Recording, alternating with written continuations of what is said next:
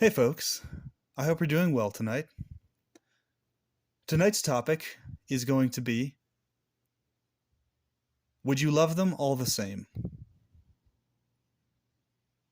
And understanding demonic psychology. So, if you look at an anatomy diagram, what do you see? You see all the internal organs, the skeletal structure, the huge bulging veins, the nerves.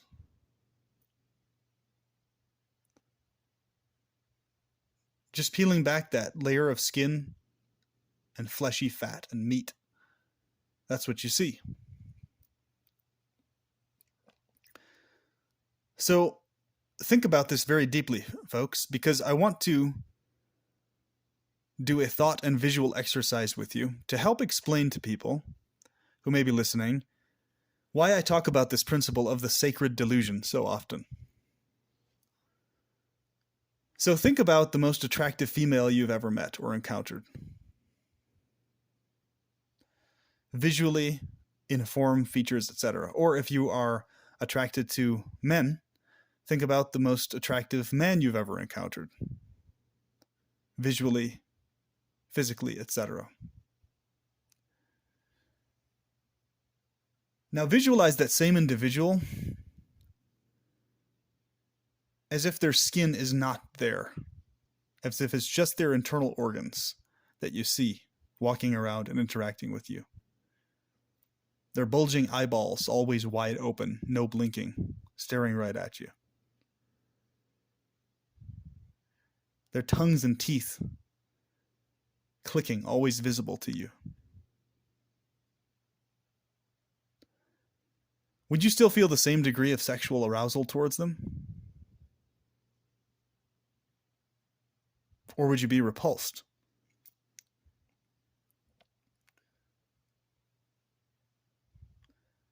Imagine that they were just able to keep walking around and going about their day, hanging out with you, making love to you, all this other stuff. But they were walking around and you always saw their internal organs all the time.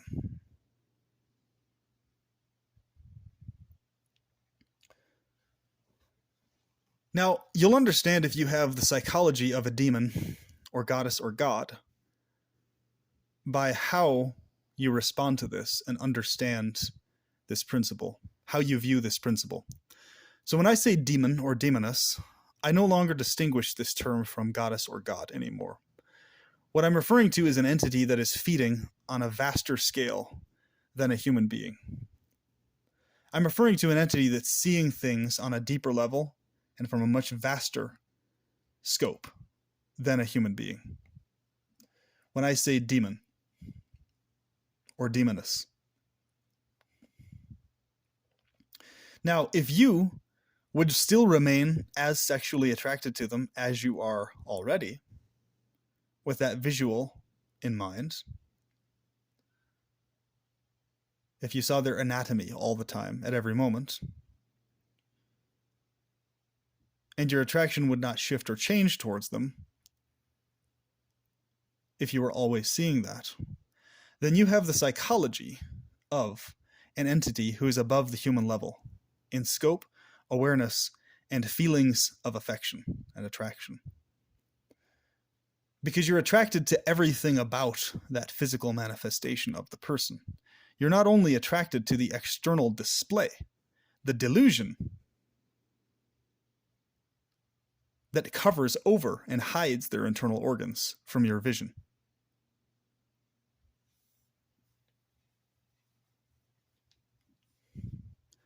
You're attracted to them in full spectrum.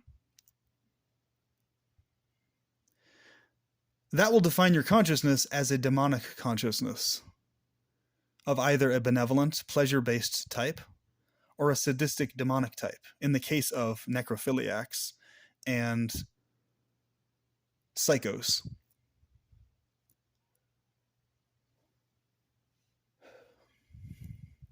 A pleasure demon in the case of someone who is not psycho and who is driven by actual care for those internal organs and their health and well-being. and appreciating the beauty thereof, without being horrified by the appearance thereof. In the case of a psycho, or a necrophiliac psychotic, they don't specifically have affection for the well-being or health of those internal organs, but they relish the death of them, specifically, and the tearing out of them. If you are human level, depth in consciousness, you will be to some degree repulsed by the internal organ visuals, and it will phase your consciousness. You'll be like, ugh, gross. There will be some degree of repulsion because you require the sacred delusion of that skin covering for your attraction to remain as high as it is.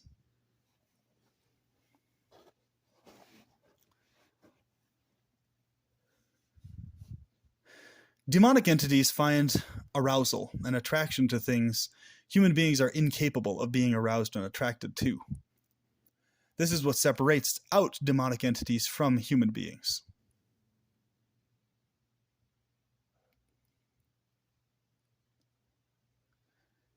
So, understanding this principle, you can understand what I mean far better when I say sacred delusions are so important and healthy. The skin covering over every single body is a sacred delusion of appearance.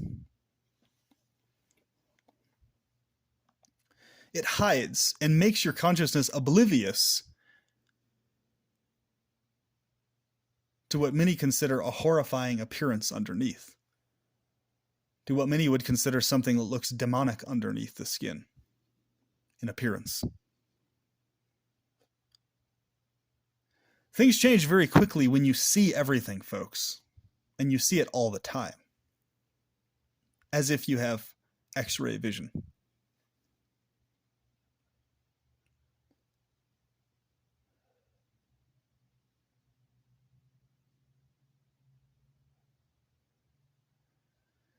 So think about this very deeply. Contemplate this for a moment before we move on in this video.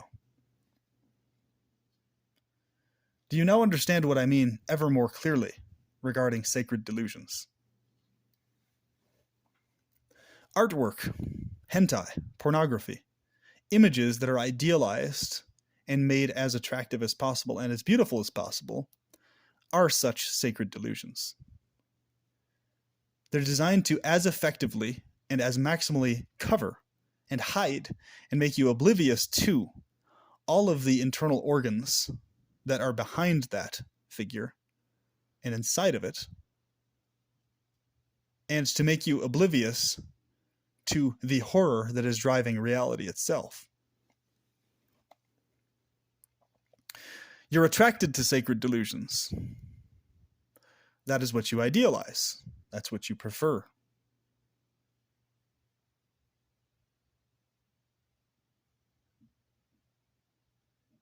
And it's good that you do.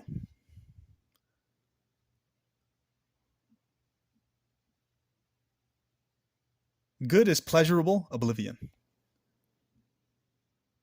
to the rest of the horror of reality.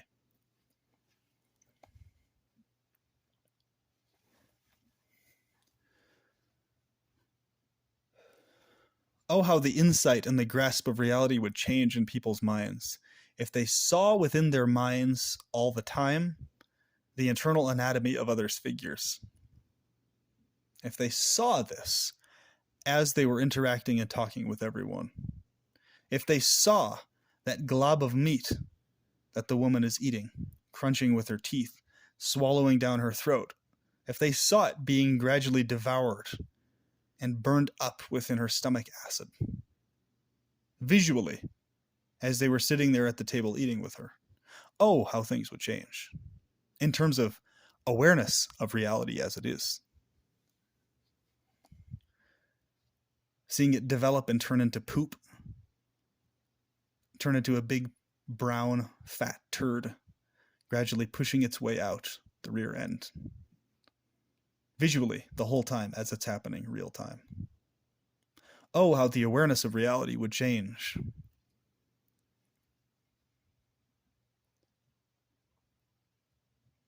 Seeing the eyeballs ever bulging, ever staring at you, unblinking.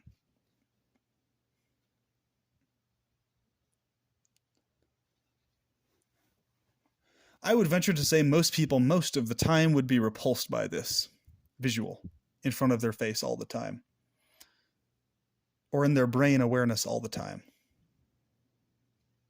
Both those who are extroverts and introverts, both those who are subscribed to this channel listening and interested in deep esoteric topics, and those who are not interested in these topics, what you would call normies, quote unquote. And the only two types of people who would remain attracted to the forms in question and the visuals thereof are people who have entered into league with the awareness and familiarity of a demon's consciousness regarding reality. And what's interesting, folks, is I feel like I experience this degree of awareness of reality, which is why I'm incapable of seeing it in other ways, from what you could call the human perspective. Both the esoteric, deep-thinking human perspective, as well as the shallow human perspective. I can't really see reality from either of these perspectives anymore, because my brain never stops seeing these internal organs in my visuals. And no, I'm not a sadist in regards to I would never harm anyone, nor am I attracted to the idea of harming anyone. Quite the opposite. I want every form pleasured to the max perpetually, and kept safe, and treated with soft, gentle affection to the max for their entire existence. So I'm very much a pleasure demon in nature, in consciousness, in psychology. And I feel if I leave this world or this state, that's exactly the state that I will enter into and experience immediately upon exit from this world and this engagement. Because in spite of all the horrors that I see that these demonic entities are engaging in running these bodies, these internal anatomies that everyone is forced into, I understand how they are seeing reality. Some of them are extremely horrifying and vile. Others are simply completely obsessed with orgasmic pleasure to extreme degrees, far beyond human levels of tolerability or comprehension. I align, of course, with the pleasure type and abhor the vile type in terms of consciousness.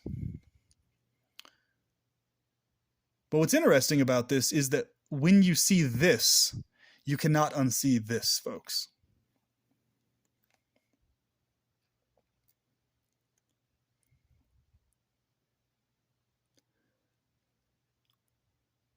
So what's very interesting to me is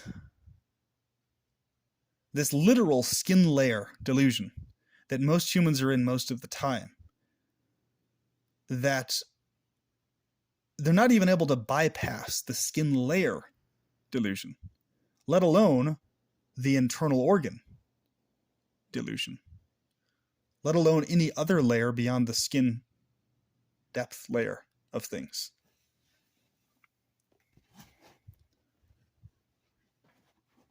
Most people would no longer have that individual as a girlfriend or romantic partner or boyfriend if they were always seeing their anatomy.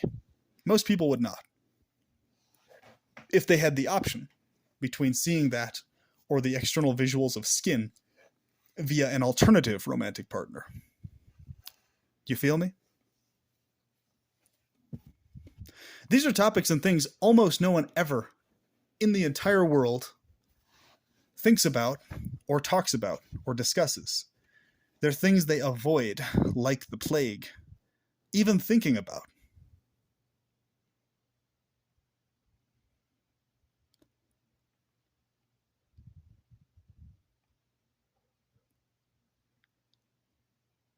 Demonic entities relish the smell of stink, as well as the smell of scent. Not only scent.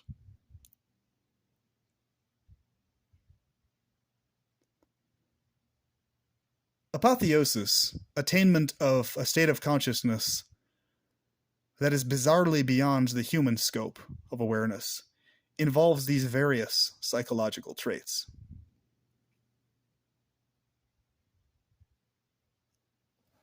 You could call them psychologically vampiric, in a sense, because the awareness is picking up on things and getting pleasure from them that others are incapable of getting pleasure from.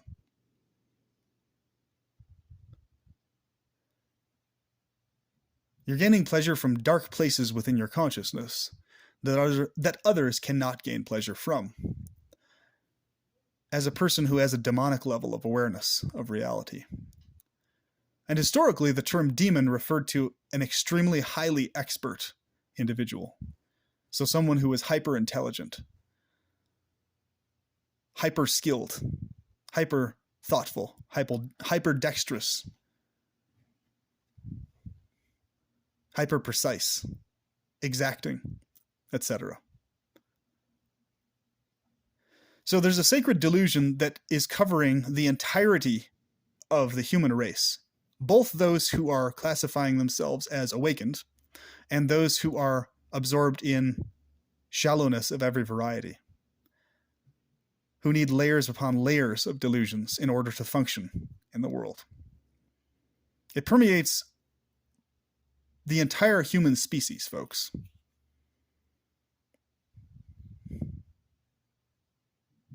Understanding the anatomy working within the human physiology at all times and seeing it at all times within your mind's eye gives you a vastly different perspective of reality than those who are not seeing it at all times with their mind's eye.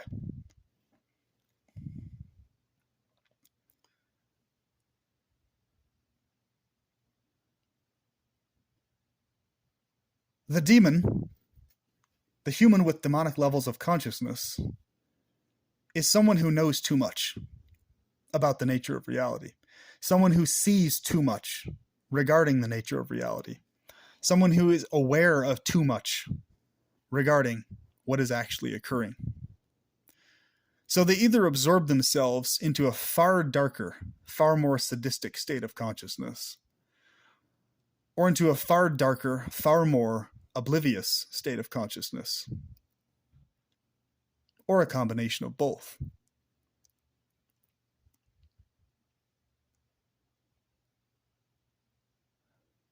The person who wants to maintain a human level of consciousness, upon awareness of these things, will go insane immediately, upon full vivid awareness of them. They will lose their minds, and they will be locked up in a mental institution. Because the human level, depth of physiology and processing of reality cannot process the horror past a certain threshold. They must remain covered with the sacred delusion that best fits them. Whether it is a New Age spiritual idea, whether it is a Gnostic perspective, whether it is a secular viewpoint, whether it is logical or rational or emotional, whatever it may be, the human level or depth of psychology cannot get past a certain threshold of acknowledgement or recognition of the scope of horror that runs this world. So apotheosis begins in this life right now, in this very human lifetime, where your psychology first, your brain processing of reality, must get to the point where you become aware of too much. And you still are able to maintain yourself without going literally insane. Where you start to relish this bizarre, perverse, horrific awareness of the actual nature of things, to some extent.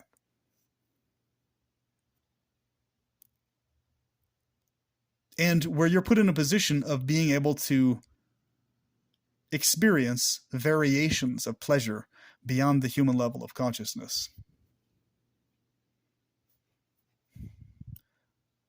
What many would call diabolical pleasures within your own thoughts.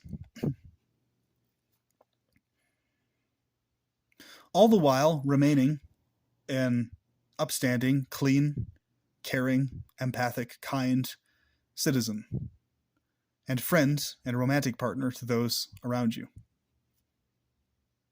But up here, inside your consciousness, you're aware of too much.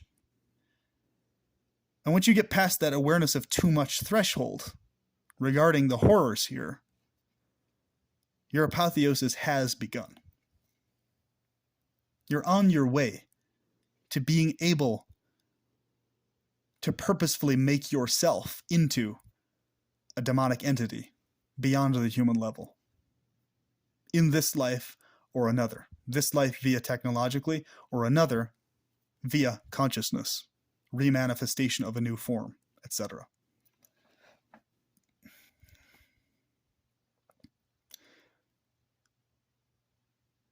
And what's interesting is that you experience a bizarre, perverse, very interesting vibe in your life, to where you experience being favored by these demonic entities in your course of your pursuits in life, in the course of what you want to achieve and what you desire. Favor in regards to the fact that you have gotten into a groove of how to feed them all their allotted portions via your physiology and thoughts and desires. So they remain ever satiated by you in thought, in word, and in action. And they relish their sadistic pleasure from you thusly. The man or the woman who avoids or tries to resist feeding the demonic entities that drive their anatomy will experience various degrees of extreme hardship throughout life.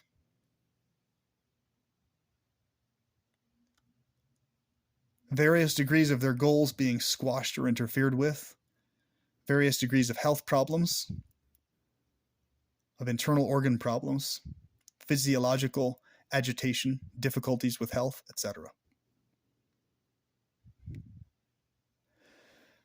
The entity that predominates over the lungs, the breath, the breathing process, is the entity that predominates the entire physiology. The Lord of the rest. This principle of pranayama, that they talk about in these tantric traditions, centers around controlling and regulating the breath specifically. In other words, regulating and feeding and fueling the demon that runs the breath in a particular way. And then everything else from that follows.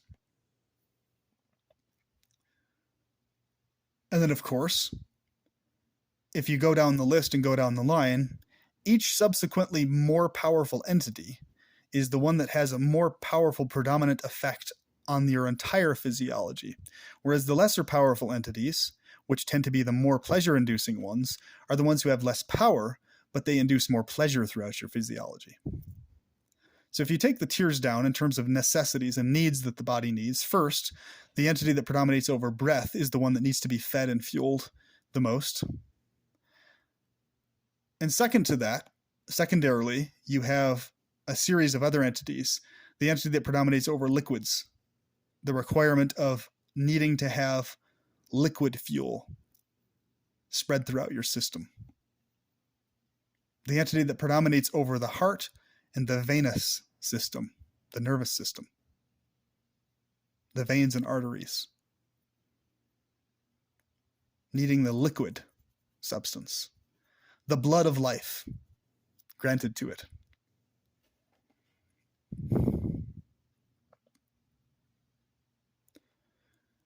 And then following that, you have the various entities that predominate over the sensual pursuits for pleasure, mentally and physiologically.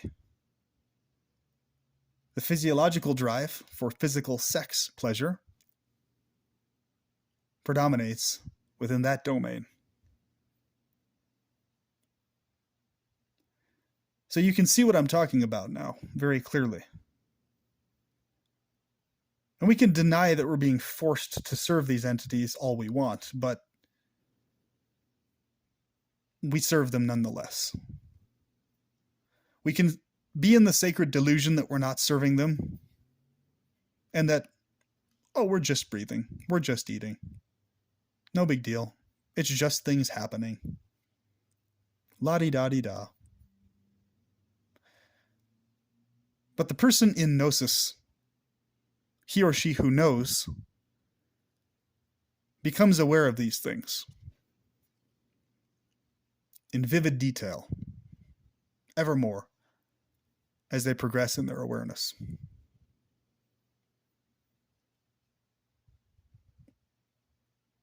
Gnostic antinatalism is based on this premise.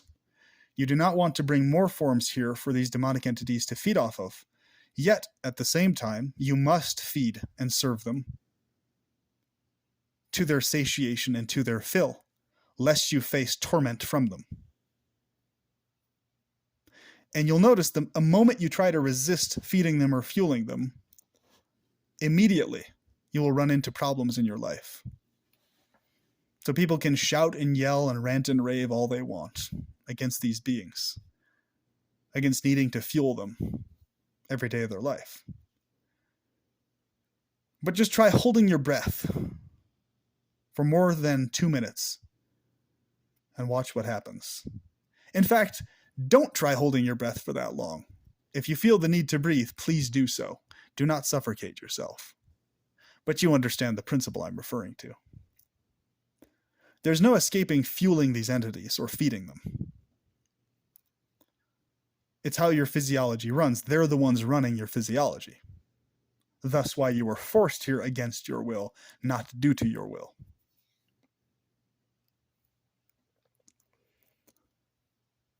And this is the principle behind, the subconscious principle behind, historically, the religious worldviews and the ideations. They subconsciously picked up on the fact that there are forces driving every aspect of the physiology and the natural world and the artificial world that must be fed and satiated. And if they are not fed and satiated, even worse hell is unleashed on a person's life.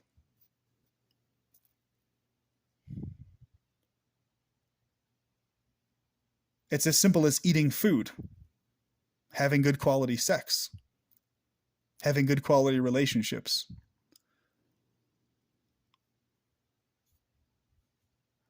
pooping when you need to, peeing when you need to, shouting when you feel like it, being genuine with your emotions.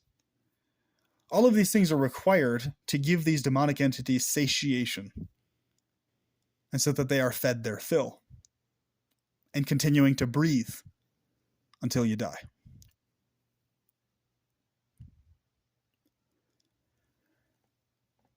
So if you do hold your breath, make sure to begin breathing again and do not continue holding your breath, lest you end up dying.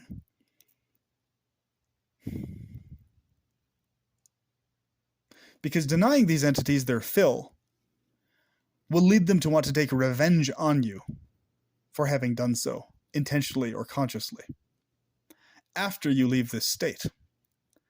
So I'm thoroughly convinced now that if a person purposefully kills themselves in a state of hopelessness and anguish, desire to try and escape being in a state of sentience entirely, perpetually, any other consciousness aside from the desire to specifically and only strictly be in a state of perpetual pleasure, any consciousness that's making an attempt to escape sentience forever will end up being met with severe revenge by all of these entities that currently run their current physiology.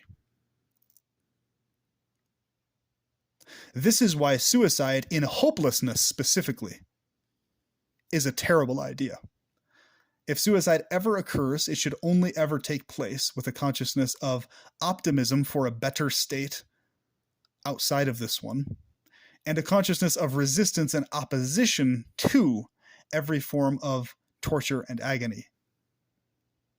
A consciousness of resistance to feeding the pain-inducing entities. However, the consciousness must be maintained to continue serving and fueling the pleasure entities. That is how you will enter a better state when leaving this physiological state. And I discourage people from actually killing themselves if you can at all help it. Some people just get so desperate there's nothing else they can do. But when that moment comes, if it ever happens, let's hope it does not. Make sure your consciousness is in the right place for the best result afterwards. Please. It is not worth the risk of these diabolical things taking vengeance on you and forcing you into a worse state that makes it impossible for you to take yourself out of it. Keep this in mind, folks. Your ability to remove yourself from this state is quite a luxury. There are many states that exist, potential states you could be pushed into that you will not be allowed to escape, even if you want to. Please keep this in mind. Nothingness or non-existence is no safety net because it didn't protect you from this, did it? No, it did not. And anyone who is honest will answer, no, it did not prevent this. So how do you expect that it will prevent a future state that's even worse? It's a total delusion to think that that will be the case. It's a delusion that many people put themselves in, though, because they cannot handle the actual far more horrifying reality beyond that delusion. And they have a bunch of rationality for it, secular views, non-theistic perspectives, etc., or highly skeptical perspectives. So these are all various copes. Skepticism, these types of things, they're various copes from the actual far more horrifying reality that's in front of our face. The fingers crossed hope that being gone from this particular state will lead to an automatic better state somehow. Or a state free from experiences somehow.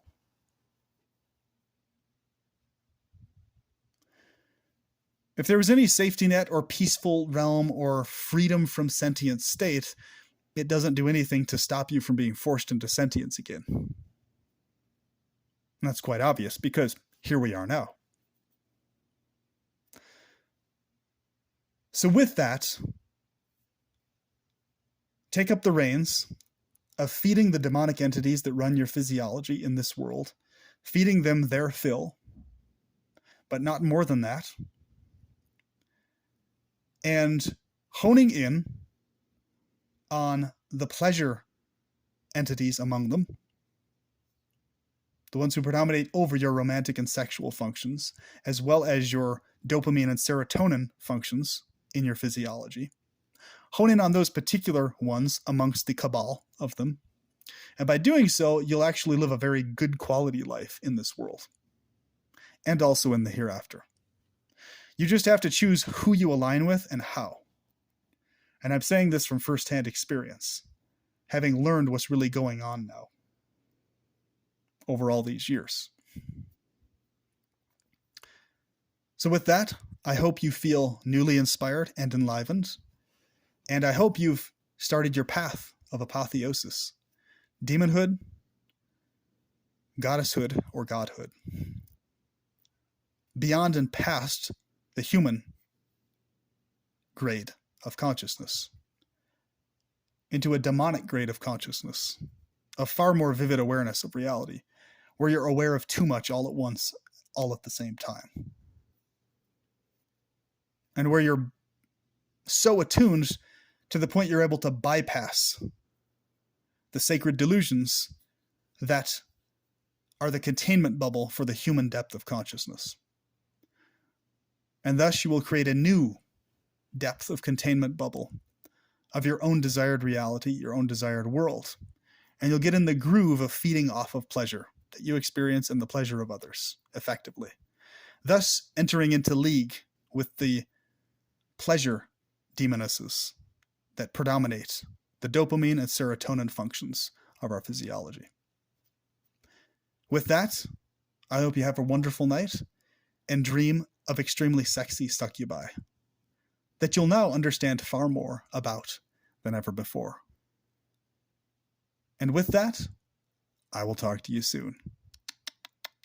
Have fun feeding. Talk to you later.